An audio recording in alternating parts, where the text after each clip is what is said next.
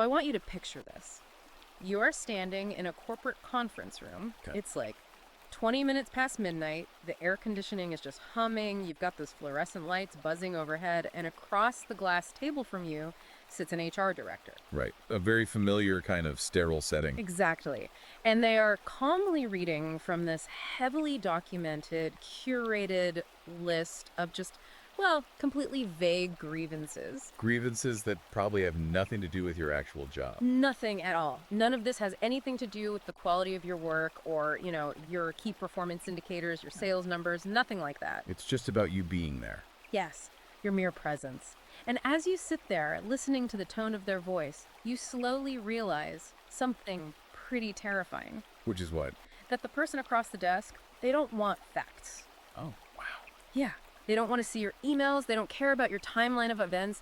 They want your posture to drop. They want a confession to a privilege you never claimed and an apology for a tone you never even struck. They want submission. They want total submission. It is an incredibly visceral, just chilling image to start with. Yeah. Because it completely subverts this idea that you are being judged on your merit. You aren't being evaluated, you're being processed. Process, that is the exact word. And that terrifying midnight conference room is exactly where we are starting our deep dive today. It's a heavy one today. It really is. But before we jump into this absolute labyrinth of an investigation, please, if you're listening, take a second right now to like and subscribe to the show. Yes, please do. It genuinely helps us continue bringing you these massive, in-depth explorations. It really does. So today's mission is an incredibly expensive review of a fascinating, highly provocative ebook. It's from 2026 by Conrad Reicher, and it's titled Betrayed Generation, Whole Life Struggle Sessions. A very intense title. Very. And for you listening, if you want to follow along, examine the data for yourself, or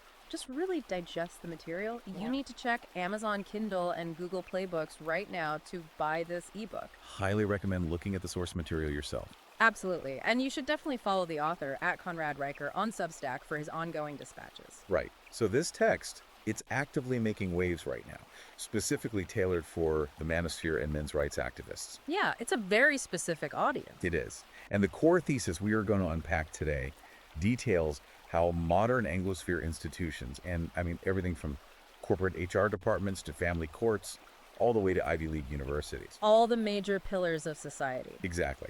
Reicher argues these institutions were systematically captured by feminist and Marxist ideologies, and that they were fundamentally redesigned from the ground up to extract compliance and capital directly from native men. Right. And, before we go one single step further into this architecture, we need to be crystal clear about our mission here and the ground rules of this deep dive. Absolutely. We have to set the table here, because this text deals with highly politically charged content. Very charged. We're talking about gender, economics, structural power, culture. So I want to clarify to you, the listener, right up front, that we are not taking sides here. Right. We are not endorsing Reicher's viewpoints. And we aren't here to condemn or debunk them either. Our job today is strictly to impartially report the factual architecture of his arguments. Just laying out the blueprint? Exactly. The goal is to help you understand the mechanics of this specific worldview, how the arguments are logically constructed, and, exactly what historical and economic data the author uses to support his claims. Okay, so let's unpack this. We started with that gripping midnight conference room anecdote. Right, the submission ritual. Yeah. Reicher uses this to illustrate his central belief that modern society is no longer a meritocracy in any meaningful sense. Instead, he claims it's become an endless, inescapable struggle session. But to understand how we got to that conference room, to understand why that HR director has that kind of power over you, Reicher argues we have to look backward. We have to follow the money. Always follow the money. We have to look at the housing, the economy, and what he calls the ladder pulled up. Right, so let's get into chapter 1. He begins by establishing what he calls the boomer ledger. Yes. The argument here is that the generation before us, the baby boomers, enjoyed a mid-century inheritance that was historically unprecedented. We're talking about that classic post-World War II world, where a single median income could comfortably secure a family mortgage. Exactly. There were highly functional apprenticeships, manufacturing, and trade jobs that strictly, reliably rewarded competence and physical production. The era of the family wage. It's the classic Americana image, right? A guy could graduate high school at 18, walk onto a construction site or a factory floor, put his head down. And within 3 years, he could buy a modest 3-bedroom house. Right. He could support a wife, raise a couple of kids, all without plunging into insurmountable debt. That was the covenant. That was the deal you made with society. But Riker argues that the boomer generation effectively liquidated that post-war inheritance to fund their own private extended comfort. Wait, liquidated it how? Well, he says they took the foundational building block of American life, which is family shelter, and they converted it into a speculative financial asset. Okay, wait, I need to push back on this boomer ledger idea for a second. Right. Because it's really easy, it's almost a cultural trope at this point, to just blame an entire older generation for being greedy. Oh, sure. The whole okay boomer thing. Exactly. Okay. But wasn't the economic shift of the late 20th century a super complex macroeconomic reality? How exactly does he claim they actively liquidated the inheritance? Like, is he alleging a conspiracy, or is this just a byproduct of policy? That's a great question. And no, he isn't claiming they sat in a smoky room and plotted to destroy the youth. Okay, so what's the mechanism? He is auditing their policy choices. He points to 2 main drivers that were enacted by that generation's voting bloc. First, post-1970s zoning cartels. And second, fiat monetary expansion. Let's take zoning first. How does that work in his framework? So in the mid to late 20th century, homeowners discovered that by aggressively using local municipal zoning laws to restrict new housing supply, they could artificially inflate the paper wealth of the homes they already owned. Ah, so banning multifamily homes, enforcing massive minimum lot sizes, weaponizing environmental reviews. Exactly. By legally ensuring nothing new could be built near them, they choked the supply. And Riker says it became a weapon of generational extraction. So they basically pulled up the drawbridge the exact moment they got inside the castle. That is the perfect way to phrase it. And this is where Riker brings in the hard economic data, which brings us to that second driver. Right, the fiat monetary expansion. Yes. He points to a very specific pivotal year, 1971. 1971. This is the year President Richard Nixon enacted the Nixon shock, permanently severing the U.S. dollar from the gold standard. Let's pause and explain the mechanics of that, because for you listening, this is vital to understand his argument. When you sever money from a hard asset like gold, you enter a fiat system. Right, meaning the currency only has value by government decree. Exactly. It allows the central bank to print money infinitely. And Riker sees this as a catastrophic betrayal of the working man. He really does. Because when you print money endlessly, you violently dilute the purchasing power of the wages people are earning through their actual physical labor. Think of it like this. Imagine you work for a company, right? And they pay you in shares of their stock. You work hard all year for 100 shares. Right. But then the board of directors secretly decides to issue 1 billion new shares overnight to pay for their own bonuses. Wow. Yeah. The 100 shares you bled for are now practically worthless. Your labor hasn't changed, your output hasn't changed, but the value of your stored energy has been diluted to zero. That is fiat debasement.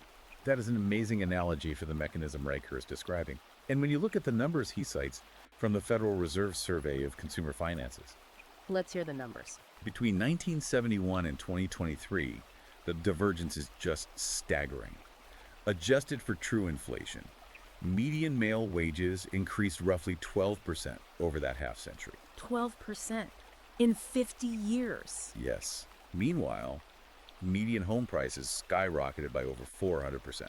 So the physical labor of the native man was radically devalued, while the stationary assets owned by the older generation were radically inflated. Exactly. The wage earner was basically transformed into a debt vehicle just trying to survive, and the basic family home became a financialized asset class traded by private equity firms. Right. Riker calls it an invoice for a feast you never attended.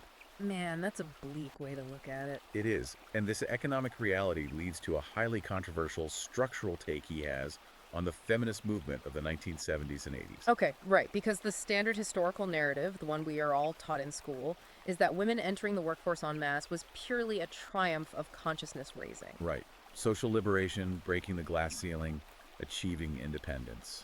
But Riker views it through a strictly structural economic lens. Yes.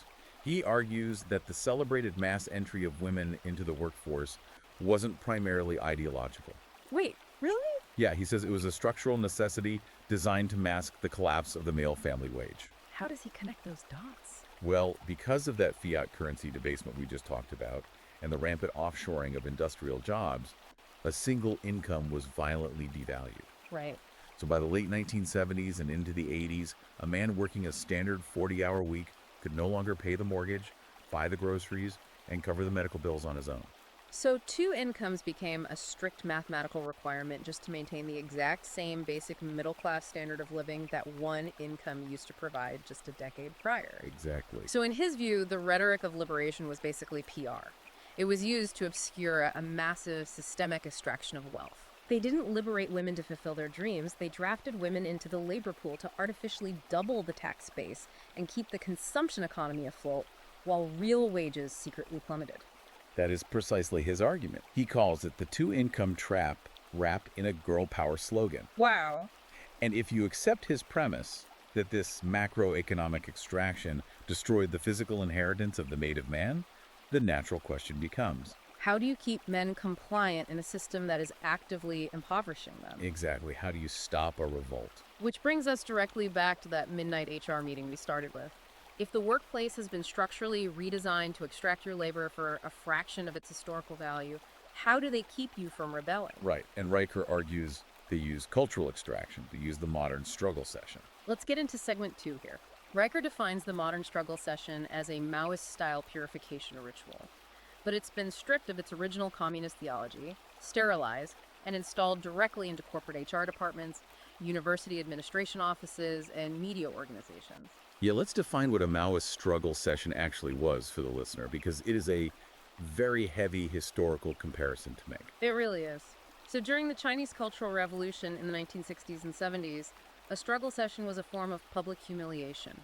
Right. Dissidents, or anyone deemed a class enemy, were brought before a crowd, verbally and sometimes physically abused, and forced to confess to imaginary ideological crimes until they broke psychologically. And the goal wasn't to find the truth, was it? No, not at all. The goal was to terrify the crowd into conformity by completely destroying the individual. And Riker claims that the exact same psychological architecture is now operating in the Anglosphere, just, in a corporate setting with a softer tone. Right, less screaming, more spreadsheets. Exactly. And he maps out a very specific fixed circuit for how this ritual operates today. Okay, let's walk through the steps. First, they isolate the dissenter. Whether it's an HR meeting or a university disciplinary hearing, you are never allowed to face your accusers in a transparent public forum with your own advocates present. You're pulled into a private room. Yes, you are stripped of your context and treated immediately as a pathogen, a threat to the group's safety. Then step 2, they deny neutrality. Right. There is no middle ground. Yeah. You cannot simply say, hey, I am just here to do my job. I don't want to be involved in this political initiative. And because in this framework, silence is violence. Neutrality is framed as complicity with the oppressor. Yes. Step 3, they demand a confession. What's crucial here, and this is what really blew my mind when reading his breakdown, is that the confession isn't about uncovering objective truth. Not at all. If an HR director accuses you of exhibiting unconscious bias in a meeting, they aren't looking for you to provide an objective transcript of the meeting to prove you didn't. Right. They want you to confess to the vibe of the accusation. They are extracting your compliance. Which leads right to step 4. They reject the defense. Because in this system, as Riker writes, the mere act of presenting evidence is viewed as just another form of your inherent privilege. The guiding principle of this entire circuit is a phrase we hear constantly today. Impact supersedes intent. Impact supersedes intent. You hear that everywhere. Everywhere. If someone feels harmed by you, the objective reality of what you actually said or what you intended to say, it literally no longer matters. The subjective emotional reaction of the accuser becomes the unquestionable, actionable truth. Yes. And the final goal is to extract your total submission and elevate the social and institutional status of the accuser. And he brings up some incredibly specific, documented examples of how this institutional capture played out in the real world. This isn't just theory for him. Right, he grounds this in recent history. Yeah, one of the biggest legal shifts he points to is the 2011 Department of Education Dear Colleague letter. Oh, this was a monumental pivot in higher education. Yeah. So the Obama-era Department of Education sent this letter to every single university receiving federal funds. And it effectively mandated a radical shift in how universities handled Title IX accusations, specifically regarding sexual misconduct. It instructed them to use a preponderance of the evidence standard. We really need to translate that legalese for the listener. Please do. Okay, so in a standard criminal court, you have to be proven guilty beyond a reasonable doubt. Right, let's say that's like 99% certainty. Right. The preponderance of the evidence standard means just 50.01% certainty. It just has to be slightly more likely than not. Exactly. And Riker argues this mandate utterly destroyed constitutional due process for men on college campuses overnight. Just wiped it out. Yes. Standard, centuries-old legal protections, the presumption of innocence, the right to cross-examine a named accuser, the requirement for a high burden of proof. They were entirely replaced by amateur administrative tribunal. Tribunals staffed by university bureaucrats. Right.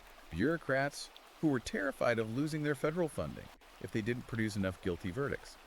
Riker frames this as a deliberate, state-sanctioned mechanism to terrify and control young men at the very beginning of their adult lives. And he doesn't just stop at universities, right? He points to the corporate world to show how this demand for compliance trickles down to everyday labor, like the 2022 Starbucks corporate mandate. Oh yeah, where they heavily pressured and in some cases forced employees to wear pronoun pins. Riker uses this to illustrate how ideology overrides competence. Right. Starbucks prioritized a symbolic, declared political identity over biological reality, and frankly over operational efficiency in a fast-paced retail environment. Because the goal wasn't to serve coffee better. The goal was to ensure every employee publicly bent the knee to the new institutional religion. And in academia, he points to the 2020 Oxford Union motions regarding free speech. Yes, the Oxford Union.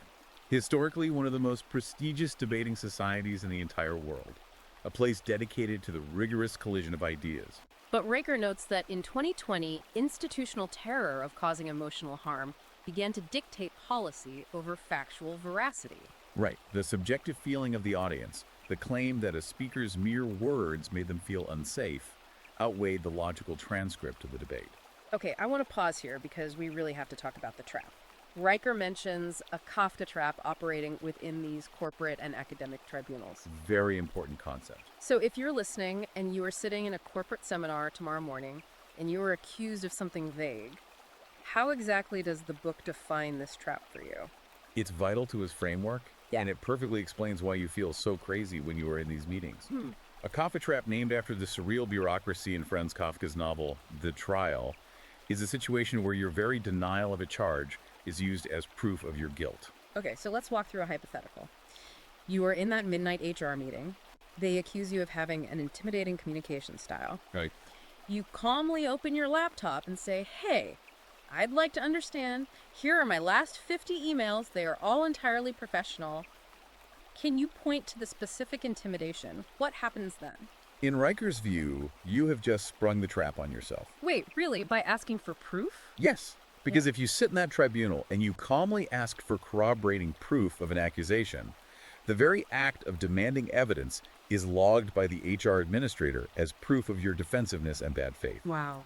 You are literally told that demanding evidence is a tactic of power. So you literally cannot win. You absolutely cannot win. If you maintain a perfectly calm, stoic demeanor while they berate you, they log it on their spreadsheet as arrogance or unrepentant privilege. Unbelievable. But if you raise your vocal tone even slightly to passionately defend your character, it is immediately logged as volatile aggression, proving you are intimidating. And if you just sit there in total silence? It is recorded as complicit consent. It's a closed, inescapable psychological loop designed purely to manufacture a broken compliance subject. Wow. So the system is rigged at the procedural level. Yeah. You are playing a game where the rules are written dynamically to ensure your loss. That's his core argument for this section. Now, if the workplace and the university have been restructured to extract this compliance, what happens when a man clocks out and goes home? Yeah. Riker argues there is no escape because the exact same architecture was imported directly into family law. Which brings us to Chapter 5, what he calls the liquidation of the covenant. Let's get into segment 3. So Riker's historical auditing zeroes in on the legal shifts that destroyed the sovereign household. And he pinpoints a very specific catastrophic date, September 5th, 1969. The day California Governor Ronald Reagan signed the nation's first no-fault divorce bill into law. Yes. And Riker views this as the ultimate cataclysmic shift in the Anglosphere. How so? Well, For centuries, marriage was a binding bilateral covenant. Breaking it required cause, like infidelity, abuse, abandonment. And the state protected the party who was wronged. Right. But Riker argues that with the flick of a pen in 1969, marriage was flipped from a covenant into a unilateral, highly revocable consumer lifestyle contract. Let's break down why unilateral is the key word there for the listener. Unilateral means one person can end it without the other's consent. Suddenly, one spouse could legally dissolve the family entirely without cause, without mutual consent, and crucially, without any financial or social consequence to themselves. Meanwhile, the other party, almost exclusively the man, in Riker's analysis of the courts, remained permanently bound to the state's financial extraction apparatus. Exactly. So the sovereign household, where a father had mutual obligations, recognized authority, and a protected legacy, that was liquidated. And what replaces it? He paints a very bleak, very dark picture. He really does. He claims fathers are reduced to permitted guests in their own children's lives. They are effectively turned into court-ordered ATMs. He points to the modern legal architecture of family courts that consistently treats the father's physical presence as highly negotiable, but his wallet as state property. Right. A man can have his children relocated out of state against his will, but if he misses a child support payment, he is thrown in a cage. Yeah. And Riker ties this systemic, legalized alienation directly to an incredibly sobering, undeniable statistic from the CDC. Which is? Men account for nearly 80% of all suicides in the United States. That number is just staggering. 4 out of 5 suicides. It's a crisis. And we hear a lot of cultural narratives about why that is, like Yeah. toxic masculinity preventing men from crying, or a lack of mental health resources. But Riker explicitly rejects those narratives. He links that suicide rate directly to what he calls unrecognized male rage. Unrecognized male rage. Yes, and this is a profound part of the book. He Oh. argues that modern society actively pathologizes a perfectly natural human reaction to severe systemic injustice. So they treat it like a sickness instead of a reaction to abuse. Exactly. He says these men who are taking their own lives aren't succumbing to a vague biological chemical imbalance, and they aren't dying because they don't know how to cry. Right. They are dying because they are reacting to state-enforced alienation from their own children. They are reacting to the profound trauma of paternity fraud and the total, inescapable financial ruin orchestrated by the family courts. They're looking at a system that has trapped them in a burning building, and the suicide is just them jumping out the window. That's a grim but accurate summation of his point. Yeah. But, he argues, society refuses to acknowledge these systemic legal drivers because to do so would indict the institutions themselves.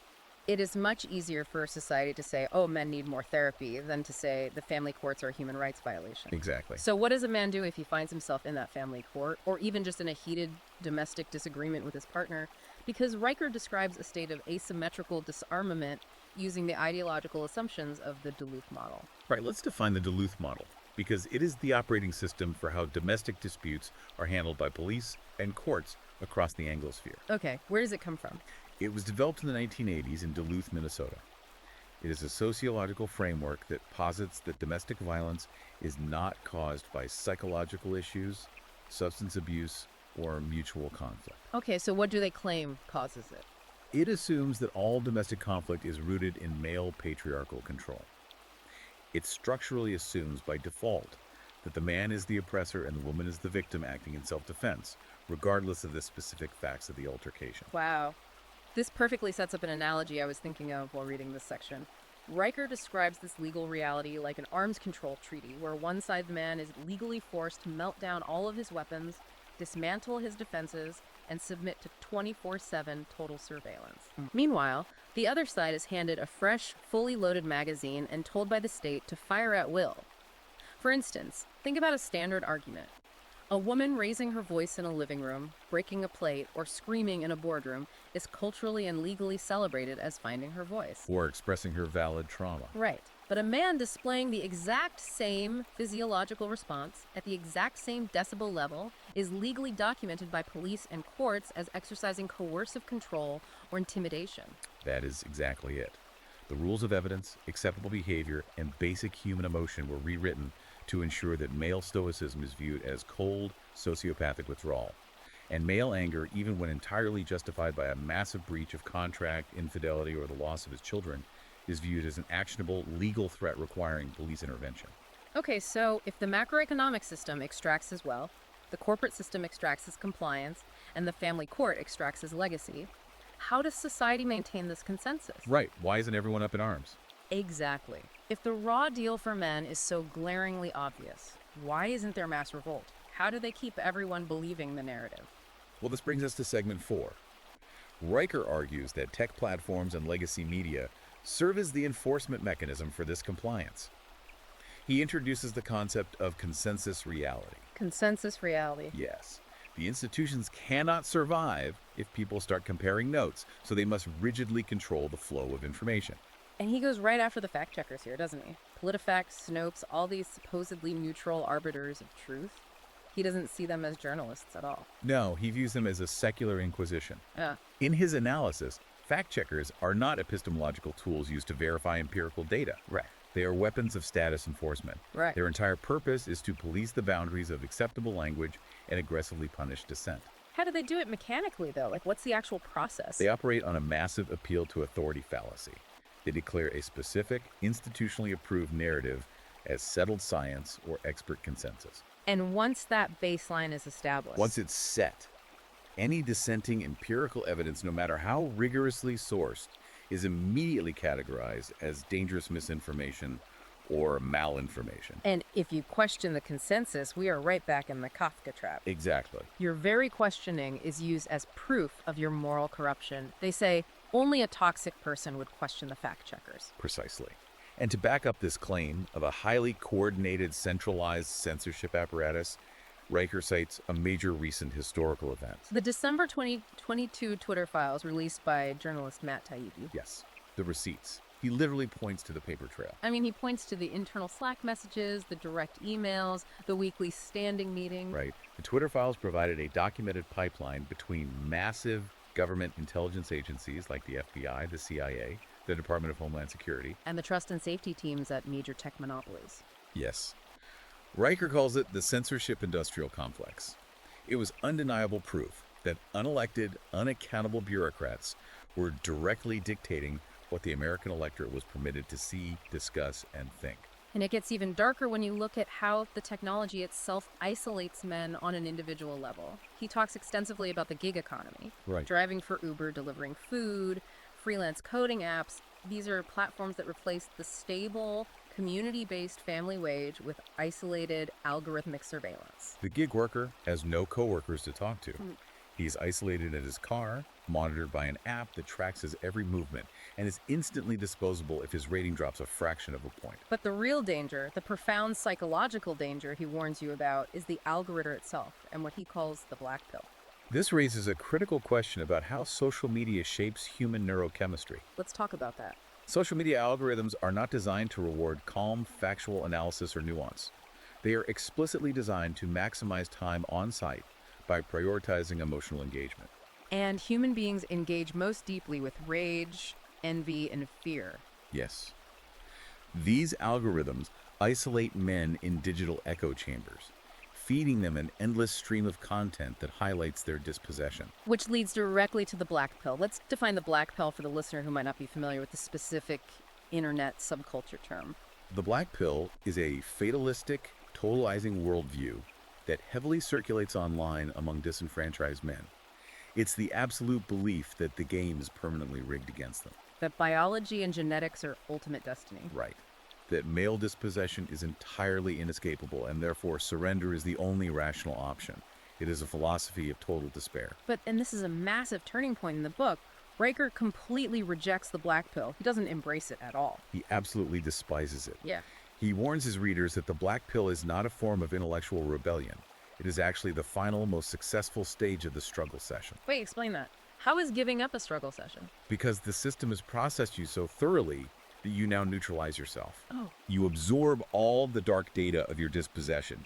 You see the corruption clearly, but you lack the thumos, the will, to fight back. You just sit in your room and rot. It neutralizes male action, which is exactly what the captured institutions want. A man who has taken the black pill is not a threat to the state. He is just a consumer waiting to die. Precisely. So, if the black pill is the ultimate trap, what is the escape hatch? Right. What's the solution? If a man wakes up, realizes the institutions are stacked against him, and refuses to just lay down and die, how does he get out?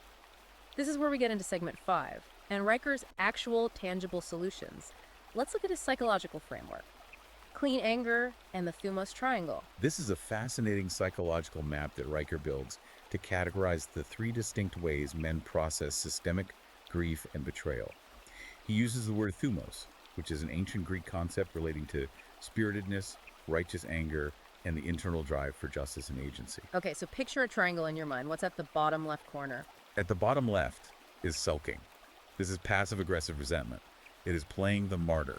The guy who adopts the black pill. Yes, it is the guy who withdraws from the world and quietly believes the world owes him a debt it will never pay. It is the total collapse of spirit. And at the bottom right corner. That is wrath. This is blind, unguided rage. These are outward explosions, violent revenge fantasies, and uncontrolled outbursts. It's the guy who goes into family court and screams at the judge. Exactly. And what happens? He ultimately destroys his own reputation, his finances, and his legal standing. Both sulking and wrath consume the man entirely without producing anything of structural value. But at the top, the apex of the triangle. The apex is clean anger. This is governed, proportionate, boundary-setting force. It is the controlled heat of a forge that cuts through the noise and builds strength. Clean anger doesn't complain that the system is unfair. Clean anger accepts the unfairness as a baseline reality and strategically navigates it. So, what does this actually mean for you, the listener? If a man feels he is being processed by this grievance machine right now, maybe he's going through a brutal, unfair divorce, or he's the target of a baseless HR investigation at work, how does Riker say he actually achieves clean anger instead of blowing up his life in wrath or giving up entirely in a sulk? Riker outlines a very strict, non-negotiable 5-step protocol. Okay, let's hear it. Step 1. Factually name the wound. You must be hyper-precise. You don't whine and say, oh, the whole system hates men. That's sulking. Right, so what do you say? You say, my ex-wife filed a false order of protection on October 4th, specifically to leverage asset division in the pre-trial phase. Stop accepting feelings as facts and stop speaking in vague emotional generalizations. Exactly. Step 2. Demand empirical evidence. Whether it's HR or legal dispute, you insist on the highest standard of proof before accepting any narrative. You do not concede an inch to my truth. There's only the truth. Right. Step 3. Set a rigid boundary. You cease all non-essential communication with a hostile entity. You ensure all remaining communication is exclusively in writing. You treat your own life like a forensic audit. If it isn't in an email or a legal brief, it didn't happen. Correct. Step 4. Act with legal proportionality. You respond strategically, utilizing the law, not your emotions. Yeah, step 5. Build parallel institutions. You make the system's victory over you irrelevant by building outside of its jurisdiction. And he has some incredibly harsh words for modern therapy culture in this section. Therapy culture today generally tells men that their anger is a disease to be cured. Yeah. They tell you to do breathing exercises, to journal, to process your trauma, and to seek validation. But Riker says, absolutely not. The wound shouldn't be healed. It should be circumcised. It's a highly visceral, aggressive metaphor, but it serves a purpose. He argues that the deep psychic wound of systemic betrayal doesn't need to be healed so you can comfortably reintegrate into a fundamentally broken system. Right. The goal isn't to make you feel okay about being robbed. He says you need to surgically cut away the dead flesh of your naive fantasies. The fantasy that institutions are fair, the fantasy that the family courts actually care about justice or your children, Right. the fantasy that the HR director is your friend. Precisely. You cut all of that dead flesh away, and the resulting psychological scar tissue is what makes you impenetrable. You stop hoping the machine will suddenly develop a soul, and you start treating it like the unfeeling mechanical extractor that it is. Right. Wow. Okay, that leads us right into segment 6, the final and most actionable stage of our deep dive, the Sovereign Man Protocol. The blueprint for the cure. Exactly. Riker doesn't just want you to be angry, he wants you to build. He isn't just diagnosing the disease, he is handing you the practical playbook for the native Anglosphere man to rebuild his life outside the captured architecture. The absolute foundational step of this protocol is what he calls rhetorical sovereignty. What does that mean? A man must absolutely, unequivocally refuse to use the opponent's dictionary. This is huge. If you accept their vocabulary, you have already lost the debate before you open your mouth. Yes. If you accept terms like microaggression, you've already conceded the premise that an invisible, entirely imperceptible offense is somehow an act of physical violence. Right. And if you use the phrase toxic masculinity, you've already accepted the premise that your very biological nature is a pathogen requiring a feminist cure. If you use their language, you are fighting on your knees.